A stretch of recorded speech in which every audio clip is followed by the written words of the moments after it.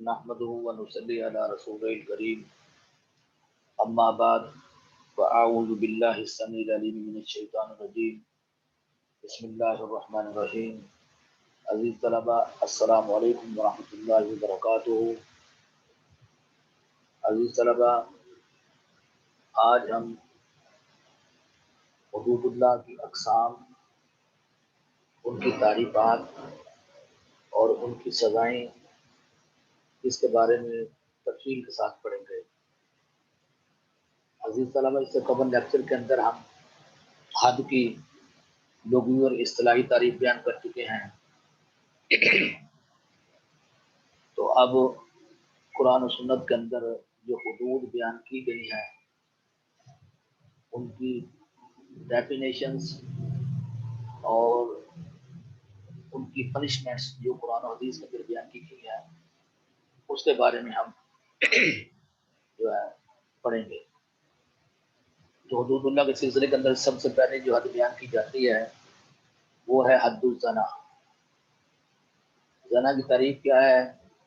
مرد اور عورت کا بغیر نکاح کے مباشرت کرنا زنا کہلاتا ہے۔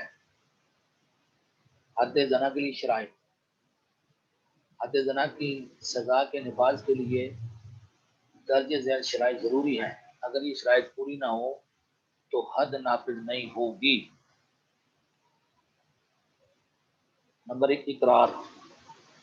اگر مجرم خود اقرار کر لے تو اس کو سزا دی جائے گی۔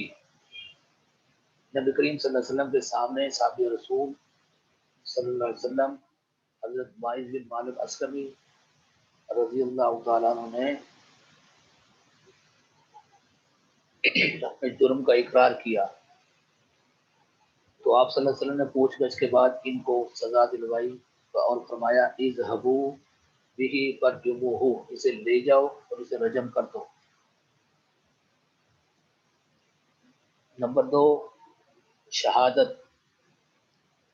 اگر کسی نے جرم کا ارتکاب کیا ہے اور وہ اقرار نہیں کر رہا تو پھر اس پر گواہ لائے جائیں گے۔ اگر مجرم اقرار نہیں کرتا تو پھر گواہی کے ذریعے حد کا فیصلہ کیا جائے گا۔ گواہ کے لیے عاقل و بالغ اور آزاد ہونا ضروری ہے۔ اور زنا کے کیس کے اندر 4 لوگ جو ہیں وہ گواہ کے طور پہ پیش کیے جاتے ہیں، اور اگر گواہ دینے والے گواہی دے دیں تو پھر حد نافذ ہوگی۔ اور حد زنا کی 2 اقسام ہیں، ایک شادی شدہ مرد و عورت کے لیے ہے اور دوسری غیر شادی شدہ مرد و عورت کے لیے ہے۔ قرآن کریم الفرقان میں سورہ نور کی آیت نمبر 2 کے اندر ایک سزا بیان کی گئی ہے، اعوذ باللہ من الشیطان الرجیم، الزانی والزانی فاجلدوا کل واحد منہما 100 جلدہ۔ زانی مرد اور زانی عورت بریکٹ کے اندر لکھا غیر شادی شدہ میں سے ہر ایک کو 100 درے مارو۔ اور شادی شدہ کے لیے کیا فرمایا؟ قرآن کریم الفرقان حمید میں شادی شدہ کی حد نہیں بیان کی گئی، بلکہ یہ نبی کریم صلی اللہ علیہ وسلم کی حدیث مبارکہ سے ہمیں ملتی ہے۔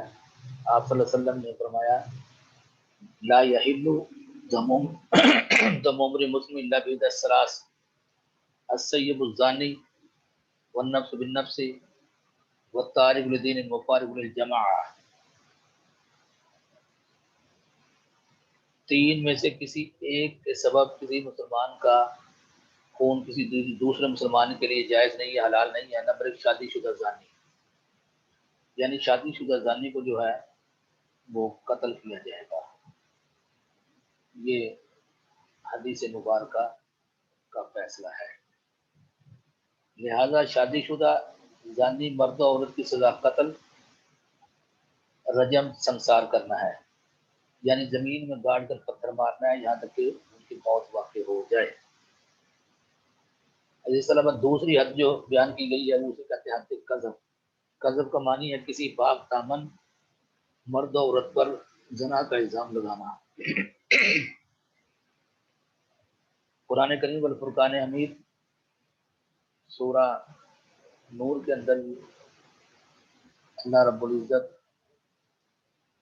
بیان فرماتے ہیں اعوذ باللہ من الشیطان الرجیم والذین یرمون المحصنات ثم لم یاتوا باربعۃ شہداء فاجلدوهم 80 جلدہ ولا تقبلوا لهم شهادة ابدا واولئک هم الفاسقون۔ اور تم میں سے جو لوگ پاک دامن عورتوں پر تہمت زنا لگاتے ہیں پھر 4 گواہ پیش نہیں کرتے تو ان کو 80 کوڑے لگاؤ۔ ولا تقبلوا لهم شهادة ابدا، اور ان کی گواہی ہمیشہ ہمیشہ کے لیے ناقابل قبول ہوگی۔ واولئک هم الفاسقون، اور یہ لوگ فاسق ہوں گے۔ چنانچہ قذف یعنی کہ کسی پاک دامن پر تہمت زنا لگانے کی 3 سزائیں بیان کی گئیں۔ نمبر 1 ان کو 80 کوڑے سزا دی جائے، نمبر 2 ان کی شہادت ہمیشہ کے لیے مردود ہوگی، اور نمبر 3 وہ شخص فاسق ہوگا۔ عزیز طلبہ، تیسری حد جو قرآن کریم والفرقان حمید کے اندر بیان کی گئی ہے وہ ہے سرقہ۔ لفظ پروناؤنس کرتے ہوئے اکثر اسٹوڈنٹ غلط کر دیتے ہیں۔ سرقہ، سرقہ میں لگتا ہے چوری، سرقہ کا معنی ہوتا ہے چوری۔ اس کی چوری کی ڈیفینیشن ہے جو ہم عام طور پہ چوری کی ڈیفینیشن کرتے ہیں وہ نہیں ہے، جس پر حد لاگو نہیں ہے وہ ڈیفینیشن یہ ہے جو فقہاء اسلام نے بیان کی ہے۔ کسی عاقل و بالغ شخص کا نمبر خفیہ طور پر کسی عاقل و بالغ شخص کا خفیہ طور پر کسی شبہ کے بغیر، پہلی چیز خفیہ طور پر، نمبر 2 کسی شبہ کے بغیر کسی دوسرے شخص سے ایسا مال لے لینا جو ہاتھ کاٹنے کے نصاب کے برابر ہو، کسی محفوظ مقام پر ہو، مالیت رکھتا ہو اور جلد خراب ہونے والا نہ ہو۔ تو اس حد سرقہ کی ڈیفینیشن کے اندر کافی ساری چیزیں بیان کی گئی ہیں۔ نمبر 1 خفیہ طور پر، نمبر 2 بغیر شبہ کے، نمبر 3 ہاتھ کاٹنے کے نصاب کے برابر ہو، نمبر 4 محفوظ مقام پر ہو، نمبر 5 مالیت رکھتا ہو، نمبر 6 جلد خراب ہونے والا نہ ہو۔ تو یہ جب انشاءاللہ حد سرقہ تفصیل سے پڑھیں گے تو اس میں یہ ساری بات وضاحت کی جائے گی۔ صرف یہاں ڈیفینیشن دی گئی ہے اور ڈیفینیشن کے بعد اس کی سزا۔ قرآن کریم والفرقان میں سورہ مائدہ کی آیت نمبر 38 میں اللہ رب العزت فرماتے ہیں اعوذ باللہ من الشیطان الرجیم والسارق والسارقۃ فاقطعوا ایدیہما جزاء بما کسبا نکالا من اللہ واللہ عزیز حکیم۔ چور مرد اور چور عورت کا ہاتھ کاٹ دو، یہ ان کے عمل کی برداشت اور اللہ کی طرف سے عبرت کا نشان ہے، اور اللہ غالب حکمت والا ہے۔ عزیز طلبہ، یہاں پر ہاتھ کاٹنے کا حکم دیا گیا، لیکن یہ تصریح موجود نہیں ہے کہ کتنے مال کی چوری پر ہاتھ کاٹا جائے، کون سا ہاتھ کاٹا جائے، کہاں تک کاٹا جائے۔ یہ ساری تفصیل ہمیں احادیث مبارکہ میں ملتی ہیں۔ حضور صلی اللہ علیہ وسلم نے فرمایا لا قطع الا بربع دینار، 1/4 دینار کی کم چوری پر ہاتھ نہ کاٹا جائے۔ اور دوسری روایت میں فرمایا کہ 1 ڈھال کی کم قیمت کی چوری پر ہاتھ نہ کاٹا جائے۔ یہ مختصر اس کے بارے میں۔ نمبر 4 حد حرابہ، حد حرابہ، حاضر ہے راز برا باز برا، حد حرابہ ڈکیتی کو کہتے ہیں، رازنی کو کہتے ہیں۔ اس کی ڈیفینیشن جو فقہاء اسلام نے بیان کی وہ یہ ہے غلبہ حاصل کر کے کسی کا مال لوٹنے کے لیے نکلنا حرابہ کہلاتا ہے۔ یعنی کہ غلبہ حاصل کرنے زمین ود لوڈڈ پسٹل، گن، اسلحہ، چاقو، چھری، جو بھی ہے، جس طریقے سے بھی آپ دوسروں پر غلبہ حاصل کر سکیں تو غلبہ حاصل کر کے کسی کا مال لوٹنے کے لیے نکلنا حرابہ کہلاتا ہے۔ ابھی لوٹا نہیں لیکن بندہ اس نیت سے نکلا ہے تو اور پکڑا گیا ہے تو اس پر یہ سزائیں نافذ ہوں گی۔ یہ سورہ مائدہ کی آیت نمبر 33 کے اندر جو ہے یہ بیان کیا گیا اعوذ باللہ من الشیطان الرجیم انما جزاء الذين يحاربون الله ورسوله ويسعون في الارض فسادا ان يقتلوا او يصلبوا او تقطع ايديهم وارجلهم من خلاف او ينفوا من الارض ذلك لهم خزي في الدنيا ولهم في الاخره عذاب عظيم۔ یہاں پر لفظ جو ہے یحاربون اللہ، حارب یحارب ہوتا ہے لڑنا جھگڑنا۔ بے شک وہ لوگ جو اللہ اور اس رسول صلی اللہ علیہ وسلم کے خلاف برسر پیکار ہیں ان سے لڑ رہے ہیں تو اسے محاربہ کو ڈکیتی کہتے ہیں۔ ان لوگوں کی سزا بدلہ جو اللہ اور اس کے رسول سے لڑتے ہیں وہ زمین میں فساد پھیلانے کی کوشش کرتے ہیں، سوائے اس کے کچھ نہیں کہ یقتلوا، وہ قتل کر دیے جائیں، اور یصلبوا، ان کو پھانسی دے دی جائے، او تقطع ایدیہم وارجلہم من خلاف، یا ان کے اپوزٹ ہاتھ اور پاؤں، ایدیہم ہاتھ، وارجلہم پاؤں، کاٹ دی جائیں، خلاف اپوزٹ، دایاں ہاتھ بایاں پاؤں، او ینفو فی من الارض، یا ان کو جلا وطن کر دیا جائے، زمین سے نکال دیا جائے، ٹھیک ہے، تو یہ ان کے لیے دنیا میں رسوائی اور آخرت میں ان کے لیے بہت بڑا عذاب ہے۔ تو حرابہ ڈکیتی کی 4 سزائیں بنی، چنانچہ مندرجہ بلایت مبارکہ کی روشنی میں حرابہ کی 4 سزائیں ہیں جو جرم کی نوعیت کے اعتبار سے لاگو ہوتی ہے، وہ سزائیں درج ذیل ہیں۔ نمبر 1 یقتل، ان کو قتل کر دیا جائے۔ نمبر 2 او یصلب، ان کو پھانسی میں لٹکا دیا جائے۔ نمبر 3 او تقطع ایدیہم وارجلہم من خلاف، ان کے مخالف سمت کے ہاتھ اور پاؤں کاٹ دیے جائیں۔ اور نمبر 4 ان کو جلا وطن کر دیا جائے، اور ایک روایت کے مطابق ہے ان کو قید کر دیا جائے تاکہ کہ وہ توبہ کر لیں۔ تو یہ چاروں کیسز جو ہیں according to the situation apply کیے جائیں گے۔ تو یہاں چونکہ ہم حدود کے ڈیفینیشن اور ان سے متعلقہ صرف سزا پڑھ رہے ہیں، تو لہٰذا اس کی تفصیل کے پہلا کیس کب ہوگا، قتل کب کیا جائے گا، پھانسی کب دی جائے گی، اپوزٹ ہاتھ اور پاؤں کب کاٹے جائیں گے، قید کب کیے جائیں گے، یہ انشاءاللہ جب تفصیل کے ساتھ اس کو پڑھیں گے تو وہاں پر یہ ساری تفصیل بیان کر دی جائے گی۔ اس کے بعد حد لعان، حد لعان کی تفصیل جب ہم پڑھیں گے تو انشاءاللہ ساری بات وہاں پہ کلیئر ہو جائے گی۔ اس کے بعد ہے حد خمر، خمر کہتے ہیں عربی کے اندر شراب کو، اور شراب نوشی کی سزا کو حد خمر کہتے ہیں۔ نبی کریم صلی اللہ علیہ وسلم نے ارشاد فرمایا من شرب الخمر فجلدوہ، جس نے شراب پی اس کو کوڑے لگاؤ۔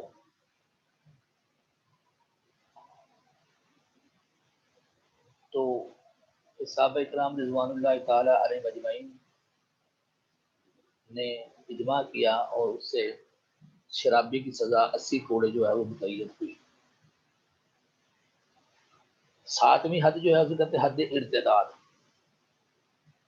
مرتد، مرتد اس شخص کو کہتے ہیں جو دین اسلام چھوڑ کر کوئی اور دین اختیار کر لے، وہ شخص جو دین اسلام کو چھوڑ کر کوئی اور دین اختیار کرے۔ قرآن مجید میں مرتد کی سزا بیان نہیں کی گئی، لیکن آپ صلی اللہ علیہ وسلم نے ارشاد فرمایا لا یحل دم امرئ مسلم الا بإحدى ثلاث السیب الزانی والنفس بالنفس والتارک لدین المفارق للجماعہ، 3 آدمیوں کے سوا کسی اور کا خون جائز نہیں، یا نمبر 1 شادی شدہ زانی، نمبر 2 قتل کا بدلہ قتل، اور نمبر 3 تارک ہو دین، اپنے دین کو چھوڑنے والا، المفارق الجماع، جماعت سے کٹنے والا۔ تو یہاں دین کو چھوڑنے والا، جماعت سے کٹنے والے سے مراد ایک ہی ہے، یعنی کہ دین اسلام کو چھوڑنا، مرتد ہو جانا۔ تو ایک اور روایت میں آپ صلی اللہ علیہ وسلم فرمائے من بدل دینہ فاقتلوہ، جس نے اپنا دین یعنی کہ اسلام چھوڑ کر کوئی اور دین اختیار کیا اس کو قتل کر دو۔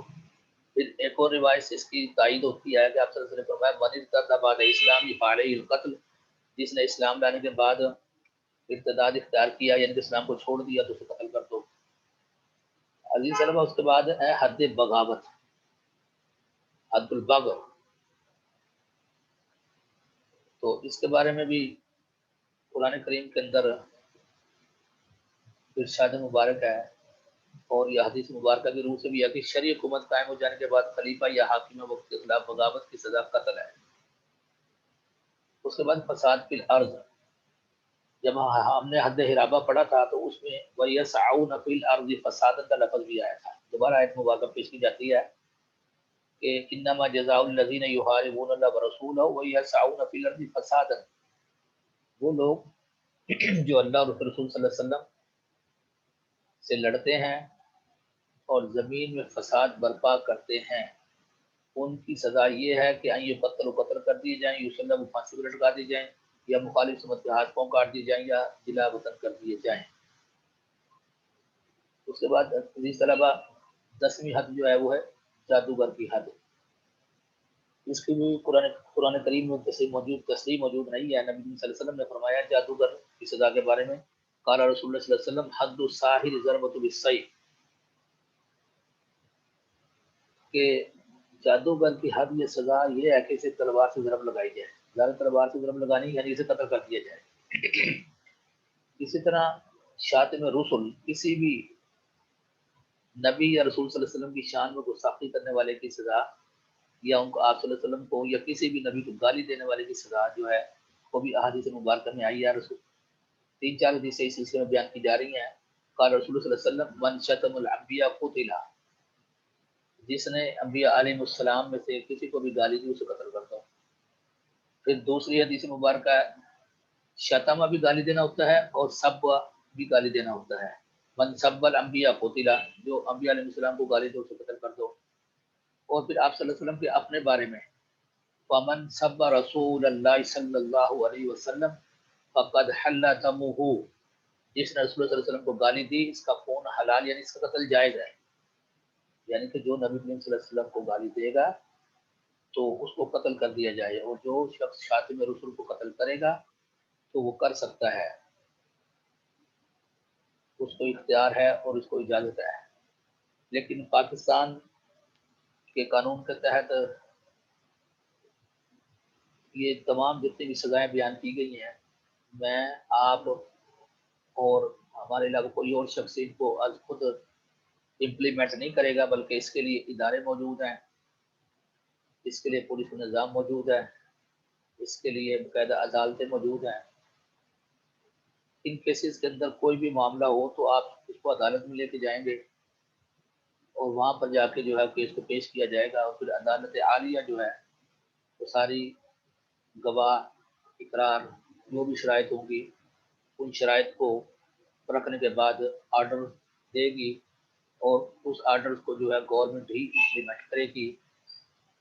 مجھے اور آپ کو قانون پاکستان کے تحت یہ اختیار نہیں ہے کہ ہم کسی بھی شاتم رسول کو یا کسی بھی زانی کو یا کسی بھی شرابی کو یا کسی بھی اس ڈکیت کو جو ہے آج خود قتل کرتے ہیں۔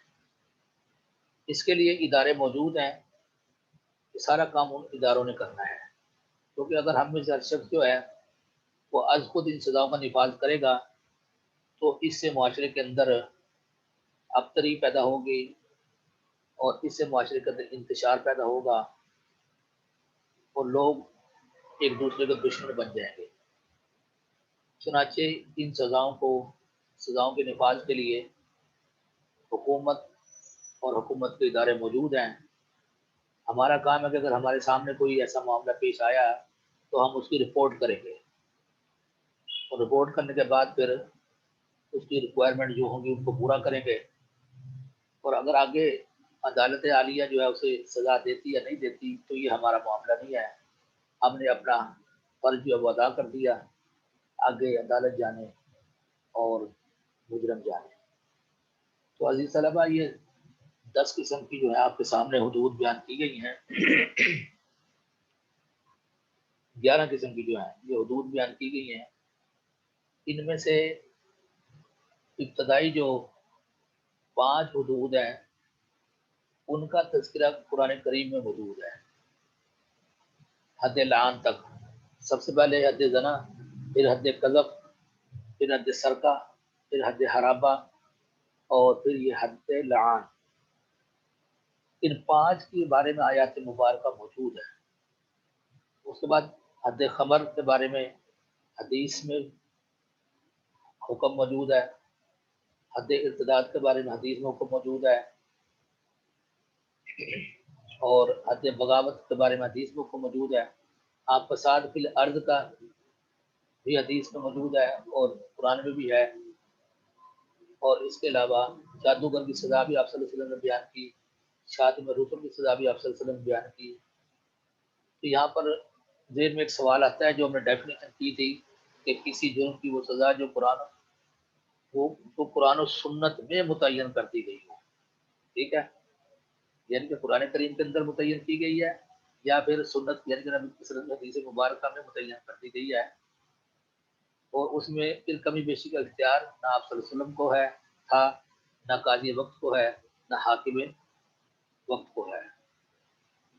تو لہٰذا یہ سزائیں اسلامی نظام کے مطابق ہیں، ان میں سے ان سزاؤں کے نفاذ کے لیے جو باقاعدہ ادارے موجود ہیں، تو جو بھی سزا کوئی جرم کرے گا تو اس کی سزا جو ہے وہ ادارے ہی دے گے۔ مختصر طور پہ ہم نے ڈیفینیشنز کی ہیں اور ان کی سزائیں بیان کی ہیں۔ تو یہ سوال اس طرح بھی آ سکتا ہے کہ رائٹ اے نوٹ آن حدود، its types, definition and punishments, یعنی کہ حدود اللہ کی اقسام، تعریفات اور سزائیں بیان کریں۔ پھر یہ مختصر بیان کرنا ہے۔ انشاءاللہ اگلے لیکچر کے اندر جو ہے ان میں سے سلیکٹڈ حدود جو ہیں ان کی ہم تفصیل پڑھیں گے، اور ہر ایک جو ان میں سے ایک انڈیپینڈنٹ کوشچن ہوگا۔ مثال کے طور پہ حد قذف پورا کوشچن ہوگا لہذا، حد سرقہ پورا کوشچن ہوگا لہذا، حد حرابہ پورا کوشچن ہوگا لہذا، اور حد لعان پورا کوشچن ہوگا لہذا۔ تو اس طریقے سے انشاءاللہ تعالیٰ جو ہے نیکسٹ لیکچر کے اندر ان چیزوں کو بیان کیا جائے گا۔ واقعی دعوانا الحمدللہ رب العالمین۔ السلام علیکم ورحمۃ اللہ وبرکاتہ۔